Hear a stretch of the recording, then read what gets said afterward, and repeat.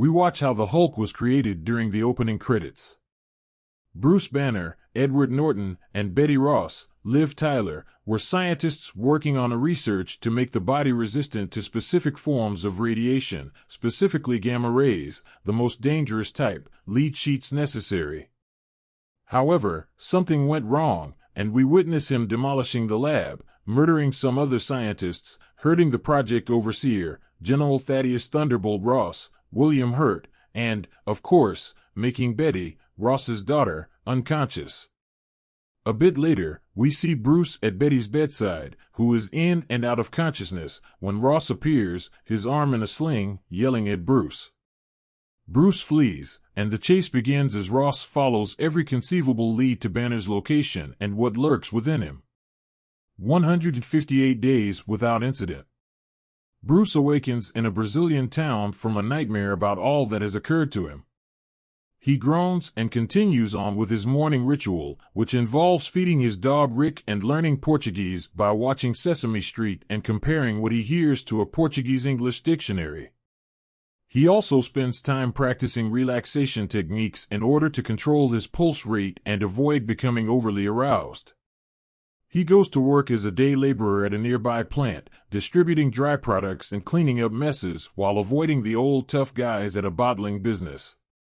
He also assists with the electrical aspects when anything fails, as it did today.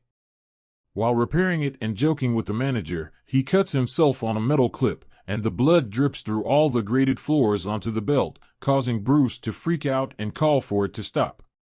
The workers halt the belt, perplexed, and Bruce inspects the spot where the blood dropped, cleaning it up and giving it the all-clear. No one notices the drop of blood that spilled into a bottle currently destined towards the United States of America as the belt begins and people start chatting about the crazy foreigner. Bruce begins to leave, unaware of the poisoned bottle, but spots the same toughs who typically give him trouble come on to an attractive co-worker, Martina, Deborah Nascimento. Bruce pauses the action by asking Martina if she wants to have lunch with him tomorrow, but the leader of the gang approaches Bruce, who warns him in Portuguese, "Don't make me hungry. You wouldn't like me when I'm starving."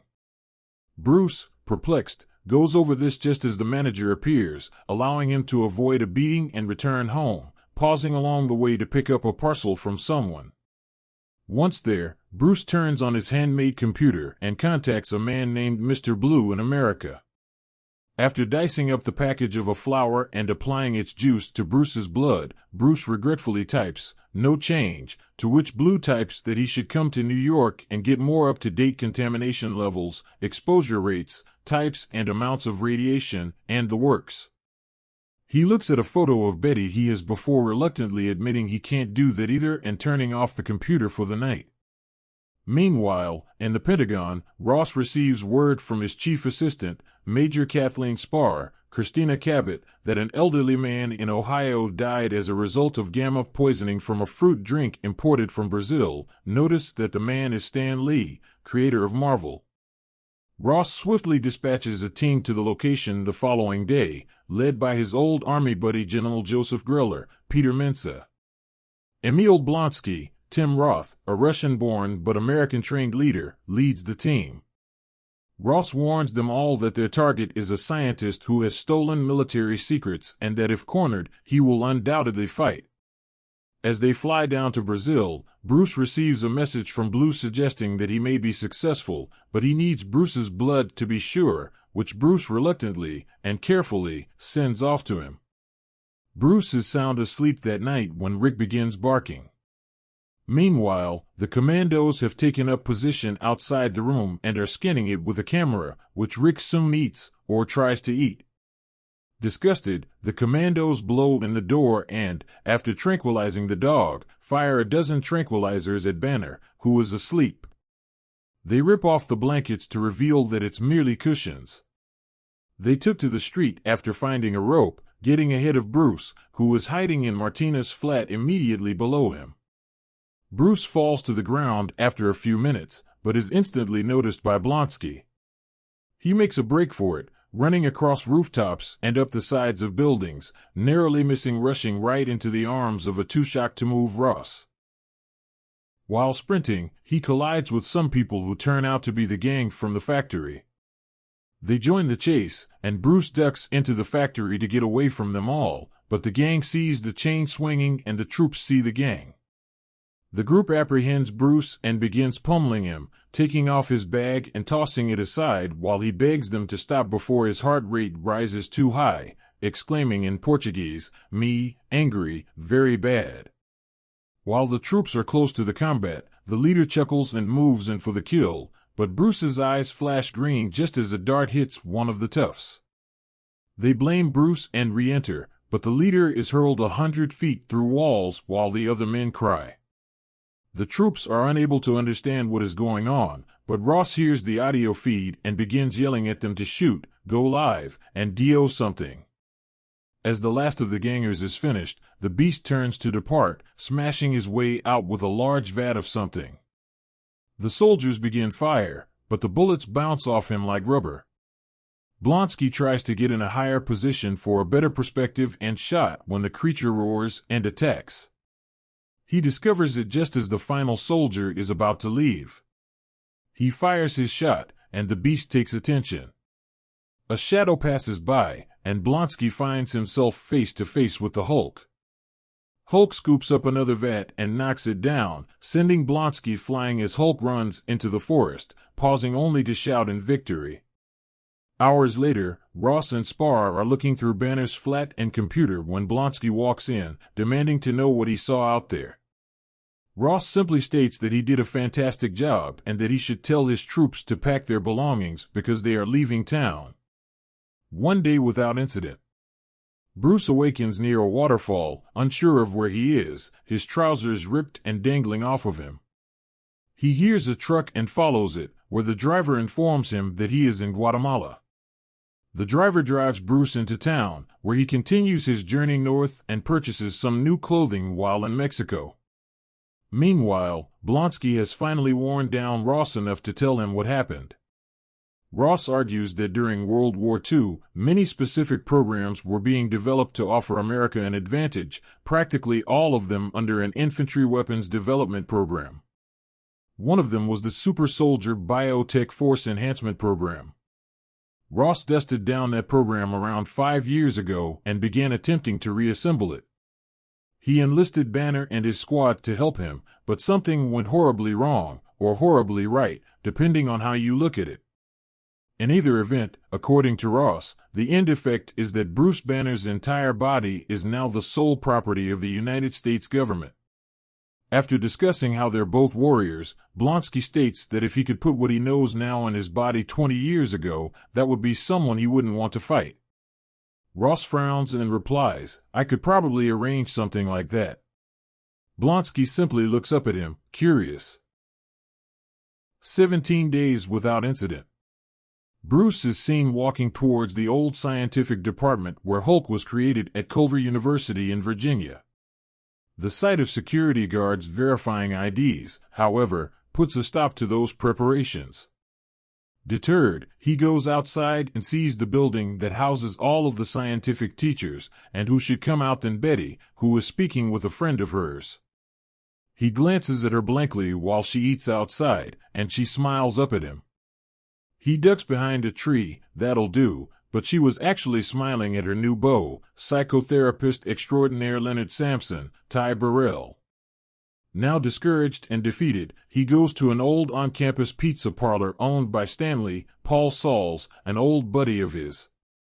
Bruce inquires about Sampson, insert jealousy joke here, and then requests 2 additional items, a place to stay for a few days and a job. The next day, we see him delivering pizzas in his former attire, with one of his stops being the research lab. He chats to the guard, Lou Ferrigno, the TV series Hulk, and gains access to the upper levels, where, after bribing the top computer genius with a pizza, he logs into one of the computers to hunt for the data from his experiment, but it's all gone.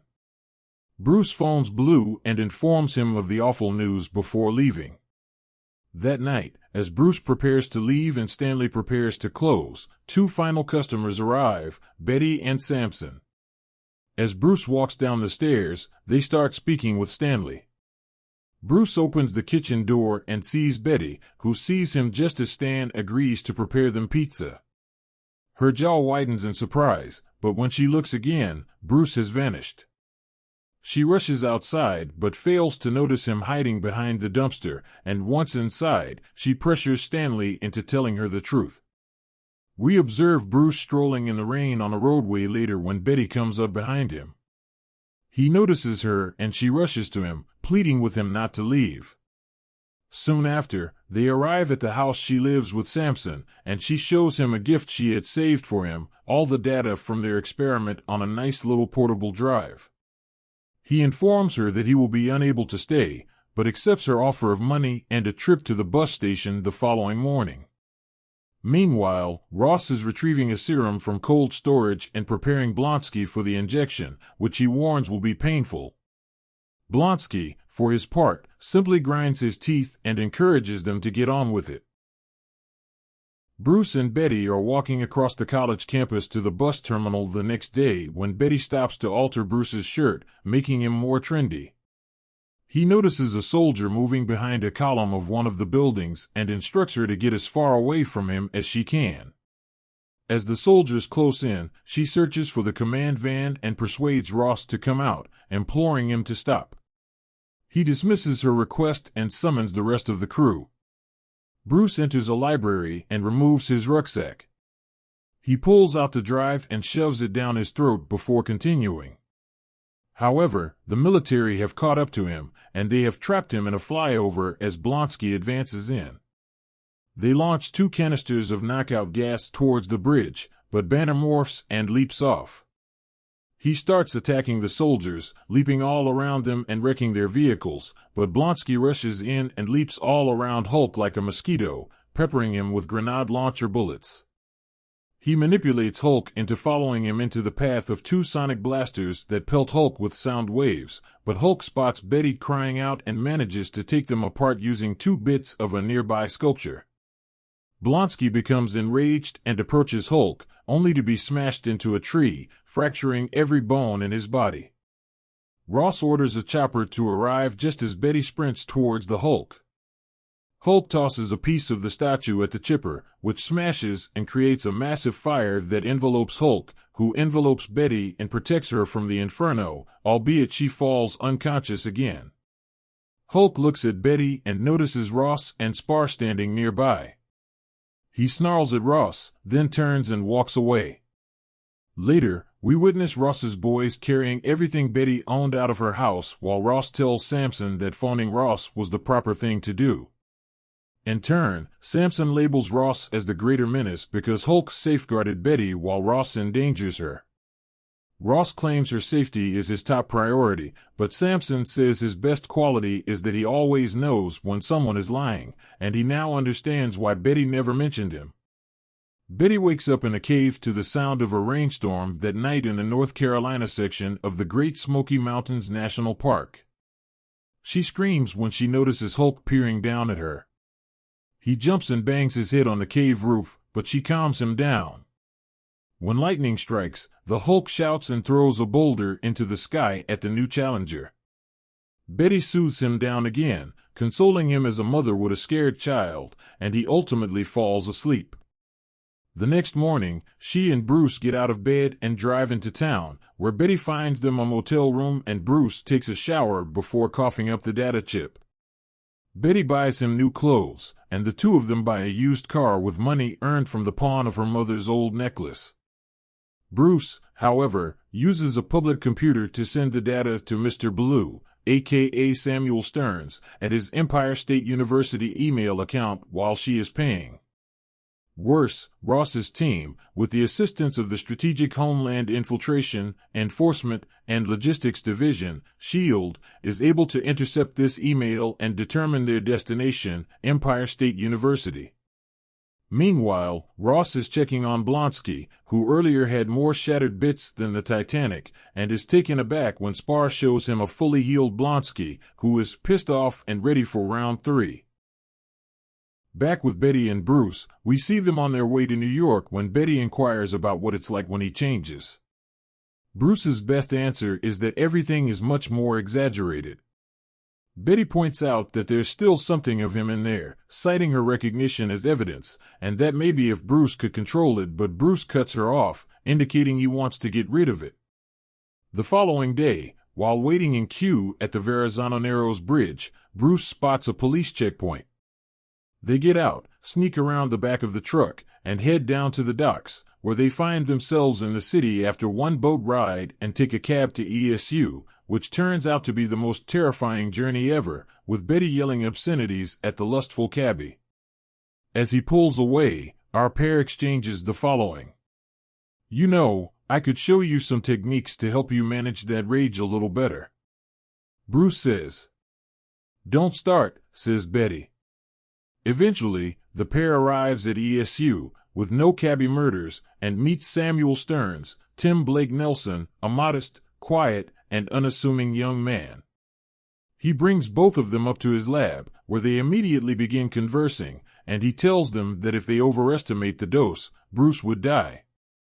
In turn, Bruce advises Stearns that if the amount is too low, it may be hazardous, but Stearns simply laughs it off, plainly not believing him, who could, really. Regardless, they set about repeating the experiment with little difficulty, due to student-used computers. They manage to entice Hulk and inject the antidote while Betty attempts to keep Hulk from exploding. The antidote works, and Hulk reverts to a hyperventilating Bruce. Meanwhile, in a military base, we observe soldiers preparing to leave as Blonsky examines himself in a mirror in a locker area. His spine elongates and stretches slightly out from his body unnoticed. He boards the helicopter, and when Ross asks how he feels, he replies, "Like a monster." Stearns is proposing his latest notion in the lab, that what they injected Bruce with was only for the suppression of that one incident. When he starts talking about his themes, Betty and Bruce look at him in fear and wonder, what subjects? He beams and leads them to a room filled with malformed fetuses and dozens of synthesized bags of Bruce's blood, all of which Stearns was able to create from the single sample Bruce gave. Stearns sees only a potential Nobel Prize when Bruce and Betty tell him that they must ruin everything. Bruce becomes upset, but a sniper from outside tags him just as Blonsky rushes in and knocks him out, tossing Betty away forcibly. As the team removes Bruce while Spar stays behind to supervise cleanup, Ross says to Bruce just before he is loaded on, "If you took it from me, I'll put you in a hole for the rest of your natural life." Spar is back on the ground, interrogating Stearns when she is knocked out from behind by Blonsky. Stearns is afraid, but Blonsky says he wants Stearns to transform him into what Bruce transforms. Stearns is eager to comply for reasons unrelated to Blonsky's threats, but he warns Blonsky that the end outcome, given what Blonsky already possesses, might be an abomination. Blonsky raises Stearns to the ceiling and declares that this constitutes informed consent, and the ball begins to roll. Stearns' technique takes hold as Betty and Bruce share a moment in the chopper, and Blonsky, now the abomination, crashes the entire lab, dumping chemicals on Stearns, whose head bubbles strangely and begins to grow larger and flatter as he grins. Blonsky rushes outside and begins tearing up the streets and soldiers left behind, and one of the soldiers sends a message to Ross saying, "The Hulk is loose." Ross looks to Banner, who is equally surprised, and adds, "That's impossible." They manage to get a video of the abomination tearing up the city. Bruce realizes that there is only one thing that can stop it, and Ross agrees. They walk over to the construction site and open the back door. Betty urges Bruce not to do it, stating they don't know if he'll change, but he insists on trying. They kiss, and he then allows himself to fall backward. He gets past the building level and says, "Oh, sure." Smash. Down the street from the abomination, a massive hole emerges in the middle of the pavement. The Hulk carefully pushes himself out of the hole, roaring. Blonsky hears and smiles as the two creatures rush towards each other. They leap and connect in midair, Blonsky leading the way, briefly dazing Hulk and pounding him down the street. Hulk brushes it off before ripping a police cruiser in half and launching it at the abomination. Blonsky absorbs the blow before unleashing his own, punching Hulk through a building and all the way downtown. As Ross orders the chopper gunner to commence fire on Blonsky, the Abomination roars in joy and pursues after him, climbing up and over buildings to catch up. Blonsky narrowly avoids all of the bullets and catches up to Hulk, pummeling him further before choosing to steal the copter. When Hulk discovers Betty in there, he roars and grabs Blonsky, forming a copter Abomination Hulk chain. The pilot claims that there is too much weight on her and that he must land her, while Hulk and Abomination continue their battle on the landing struts. The fighting grows too much for the chopper, and it crashes near a building site, as is always the case. Blonsky continues to hammer on Hulk while Betty and Ross extract themselves from the wreckage. A spark from the main rotor strikes a gas puddle beneath the helicopter. When Hulk notices this, he becomes angrier and larger, and manages to push the Abomination away just in time to generate a sonic boom, which extinguishes the flames by creating a limited vacuum. Meanwhile, the Abomination has discovered a massive chain with two mace-like attachments on the end and is happily swinging it at Hulk. Hulk gets under it, grabs the chain, and wraps it around Blonsky's neck. He tightens his grip, knocking Blonsky out. When Betty yells out, "Stop!" he pulls it tighter, desperate to kill the source of his grief and pain. When Hulk sees her, he calms down and obeys. Hulk tosses the Abomination to land at the feet of Ross before letting loose with another victory shout. For a little period, all is silent. No one moves as the Hulk looks around suspiciously at all the little people with noisy weaponry as a second chopper appears with a searchlight screaming. Hulk screams in frustration and leaps to the roofs, fleeing. He gets to the coast end. A few days later, we encounter Betty on Liberty Island, looking up at the enormous green woman, sorrowful. A beep comes from her pocket, and she pulls out a camera she had obtained while on the run with Bruce, only to find a photograph of him not quite smiling back at her beneath the words "low battery." Betty sighs, heartbroken at the loss of the one piece of evidence she had of their time together. 31 days without incident. We observe a hut erected up deep in the mountains near Bella Coola, British Columbia. Bruce is addressing an envelope to Betty inside. When he's finished, he opens the flap and places her mother's jewelry inside, being careful not to damage it. After that, he sits down and meditates, recalling what everyone has told him about control. He closes his eyes, takes a long breath, and then opens them again. They are glowing green. We hear General Ross say "reload" on a black screen. We locate him in an average pub, wearing an ordinary city uniform that is undone. As the door opens, the barman refreshes his drink. Tony Stark, Robert Downey Jr., enters and approaches Ross, expressing regret for failing to catch Banner and losing control of Blonsky and stating that he did advise Ross against pursuing the Super Soldier program because it was shut down for a reason. Ross sighs and recognizes Stark, remarking that he usually wears the nicest suits, to which Stark responds with a smile and says, "Touché." Stark mentions that he heard Ross had an unusual problem, to which Ross responds, "Well, you'd know all about that, wouldn't you?" Not to be outdone, Stark adds, "We're putting together a little team. I thought you'd be interested." Finally, allowing his curiosity to overpower his caution, Ross asks, "Who are we?"